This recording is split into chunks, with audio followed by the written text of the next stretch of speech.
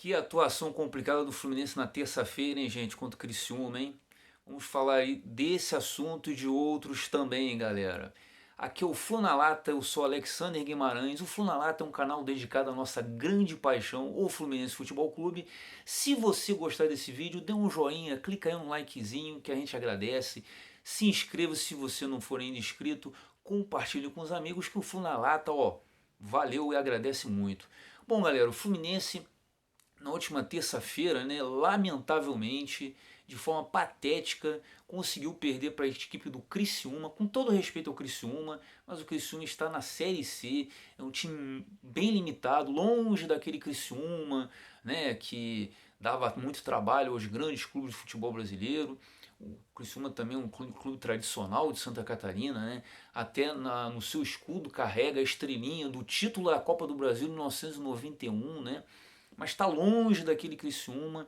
O Fluminense conseguiu perder de 2-1 para um time limitado que está na Série C.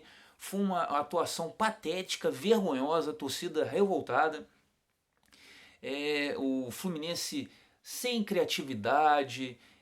Alguns jogadores do Fluminense, uma atuação assim, cara, abaixo da crítica. Egídio muito mal, cometeu o pênalti no segundo gol do Criciúma. Nenê, uma partida terrível,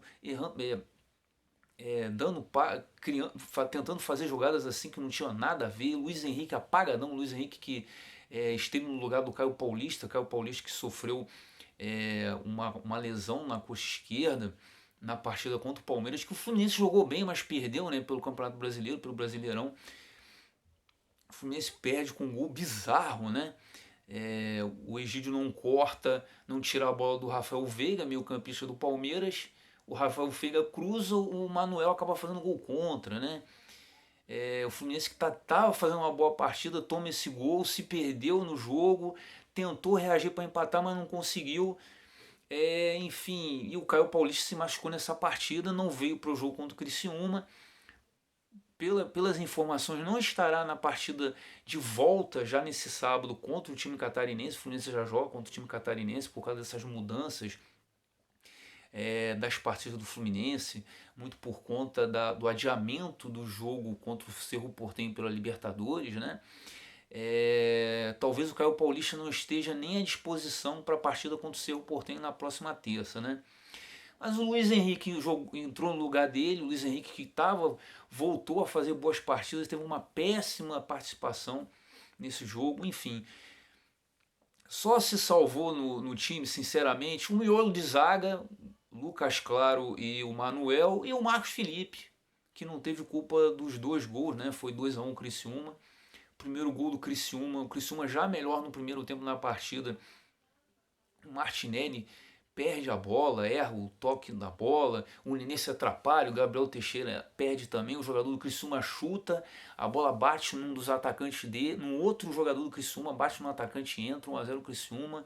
Segundo tempo, o pênalti do Egídio, né, o Criciúma abre 2-0, que preju, e o Fluminense acha um gol, né? O Ganso que entrou no lugar do Nenê, o Roger Martins, depois que toma o gol, com 22 minutos e meio do segundo tempo, o time jogando mal, depois que sofre 2-0, que o Roger Machado decide fazer as substituições. Tirou o Fred, que não estava bem, mas também não recebe bola nenhuma. A única bola que ele recebeu boa, ele mandou uma bola na trave.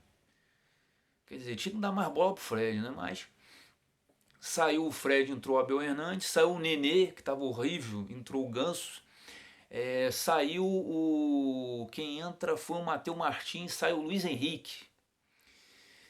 O time corre um pouquinho mais, não demora muito, o Ganso faz um cruzamento e sai um pênalti a favor do Fluminense. Mas eu vou dizer para vocês, um pênalti mandrake. Acho que mais que mandrake, eu não vi nada. Eu não vi o cara empurrar o Lucas Claro dentro da área. Acho que só o árbitro viu. Marcado o pênalti pro Fluminense, até o Criciúma vai entrar com uma representação da CBF contra a arbitragem, reclamou a beça que o jogo era para ter sido 2-0, que pênalti absurdo. Realmente, o pênalti nós temos que falar a verdade, né? O pênalti, não houve o pênalti. Mas o Abel Hernandes bateu e fez diminuir o prejuízo do Fluminense 2-1. Parecia que o Fluminense ia começar, né? Matheus Martins recebeu uma boa bola ficou indeciso na hora de resolver a jogada, acabou perdendo um lance. Entrou o Kaique no lugar do Gabriel Teixeira, que estava péssimo, o Gabriel Teixeira também, perdidão. Mas não fez muita coisa. O Kaique tentou se esforçar, como aqueles que entraram, só que o Fluminense continuou sendo um time sem jogadas, sem coesão, sem união. Parecia que um está querendo resolver a sua maneira. Aos 41 do segundo tempo, o Roger Machado me bota o John Kennedy, coitado. Então, entrou, não teve nem tempo para fazer muita coisa, entrou no lugar do Iago. O Iago perdido, tentando correr, pegar a bola de qualquer maneira para levar o time à frente. John Kennedy até teve uma chance, uma cabeçada, mas cabeceou fraco. Terminou 2-1 e a impressão que deu, ainda mais que o Criciúma no final da partida perdeu um gol assim. Se o cara chega na bola, um cruzamento da esquerda, se o cara chega na bola, que ele chegou atrasado, ele falhou o terceiro gol. Ficamos com a impressão que o 2-1, por incrível que pareça, ficou bom. Porque a atuação do Fluminense foi tão ruim que o 2-1 ficou ruim, ficou bom, por incrível que pareça, podendo, ainda dando possibilidade para o Fluminense reverter neste sábado agora, a próxima partida contra o Criciúma neste sábado, a partida de volta das oitavas de final da Copa do Brasil no Maracanã, 4h30 da tarde. Ainda há a possibilidade do Fluminense reverter. 1-0 basta não, porque no regulamento da Copa do Brasil já não tem mais aquele lance de gol na casa do adversário, não tem. Se for 1-0 Fluminense, qualquer placar por um gol de diferença vai para os pênaltis. Então o Fluminense tem que fazer qualquer placar por 2 gols de diferença, 2-0, 3-1, 4-2 e por aí vai. Tem que ser 2 gols de diferença para passar direto, senão vai para os pênaltis. Olha só o drama, né? Vamos ver como é que o Fluminense virá para essa partida. Espero que, para mim, foi a pior partida do Fluminense com o Roger Machado. Para mim foi a pior partida do Fluminense. Enfim, pior do que algumas partidas no Campeonato Carioca contra os pequenos, porque pelo menos o Fluminense jogava mal no primeiro tempo, mas no segundo tempo acordava. Nessa partida nem isso, né? Lembrando que após esse jogo contra o Criciúma, o Fluminense enfrentará o Cerro Porteño na partida que foi adiada na próxima terça-feira. Muita gente questionando, muita gente pedindo a cabeça do Roger Machado, achando que se o time se der mal nas duas competições ele vai dançar. Eu também acho que ele vai acabar dançando, ainda mais jogando desse jeito, né? E lembrando, caso o Fluminense, aí falando de Libertadores, caso o Fluminense consiga passar pelo Cerro Porteño, que a gente fica até com medo, né? Fez 2-0 lá na Paraguai, mas com essa atuação aí, fica com medo, né? Do Fluminense desandar contra o Cerro Porteño dentro do Maracanã, né? Caso o Fluminense passe pelo Cerro Porteño, ele enfrentará o Barcelona de Guayaquil do Equador, que passou pelo Vélez Sarsfield, né? E a Conmebol já marcou as datas das quartas de final, caso o Fluminense passe, né? O Fluminense enfrentaria o Barcelona de Guayaquil no Maracanã na primeira partida, no dia 12 de agosto, às 9h30 da noite. E uma semana depois, no dia 19 de agosto, iria ao Monumental de Guayaquil,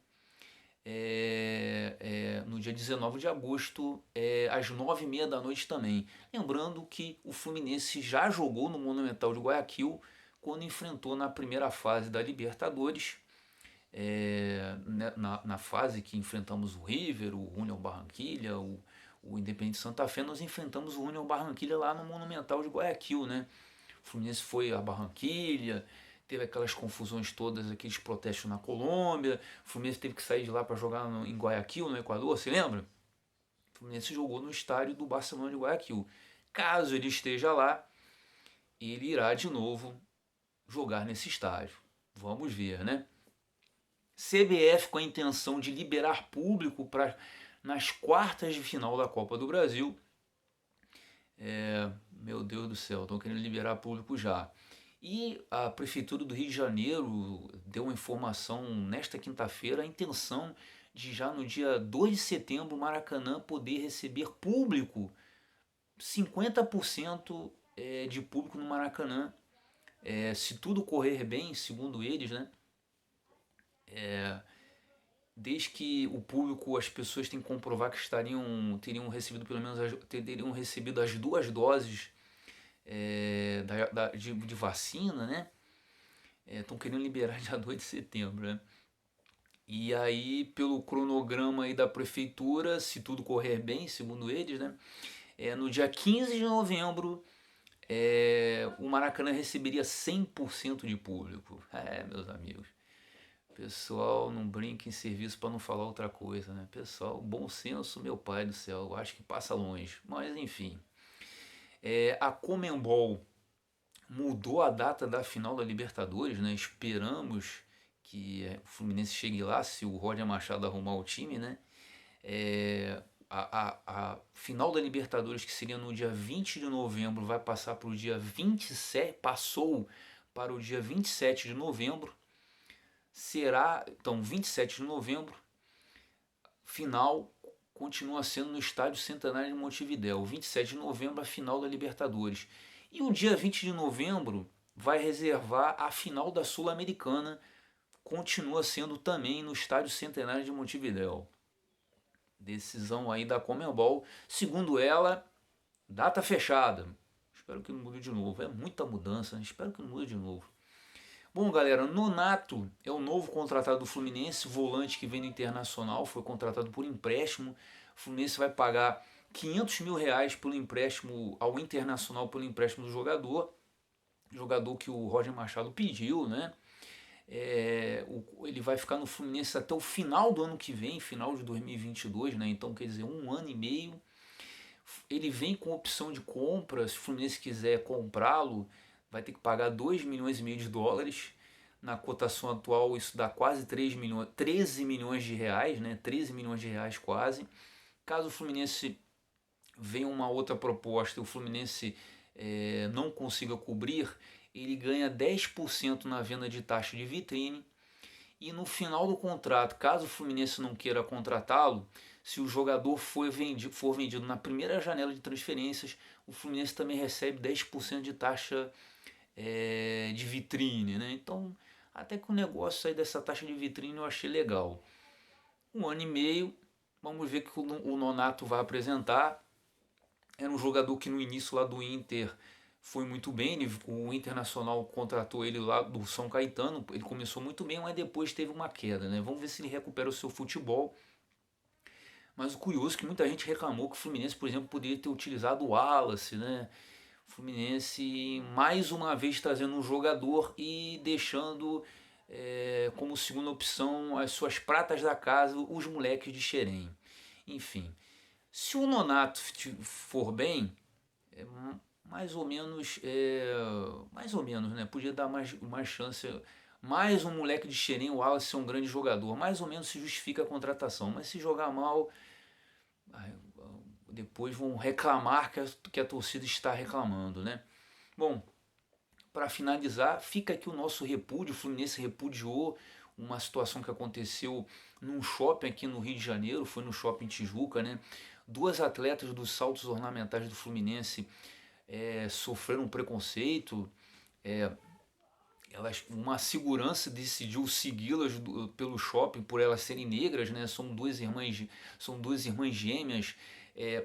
A Natália Cruz e Nicole Cruz. As duas irmãs foram seguidas por uma segurança do shopping.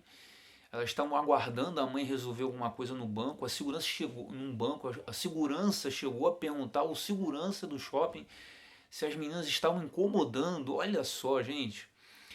E aí as meninas, as moças, as saltadoras do Fluminense acabaram divulgando nas redes sociais esse caso, né? Abriram um boletim de ocorrência, o que fazem bem. Essa matéria, toda essa informação saiu no Netflix e no All Sport também já apareceu, né? Essa triste situação, um caso de racismo. E aliás, quantas e quantas pessoas, independente de serem atletas, não serem atletas, enfim, são seguidas no shopping por serem negras, né? Aconteceu com as saltadoras do Fluminense. O Fluminense acertadamente, como não poderia ser diferente, deu uma nota de repúdio, deu todo o apoio às atletas, e as atletas prestaram um boletim de ocorrência, o que fazem muito bem. Todo mundo devia fazer isso numa situação dessa, né?